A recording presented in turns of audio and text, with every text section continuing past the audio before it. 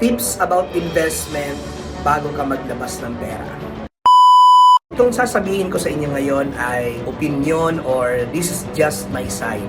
Actually, kaya ka lang naman umiiyak or nasasaktan pag natalo sa investment kasi nag-invest ka ng maling pera.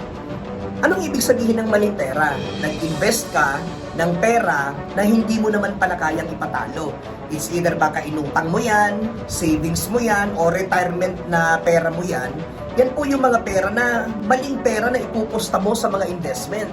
Bakit? Pag sinabing investment or pag sinabing ganyan ng malaking tubo or malaking incentive, guys, very simple. Mag-invest ka ng pera na kaya mong matalo. Ibig sabihin na kaya mong matalo, win or lose, okay lang. Yun ang pera na willing kang matalo. Kasi kung ang pera mo na ilalaban dyan ay ipinangutang mo pa, diba? Hinira mo kung kani-kanino, nag-loan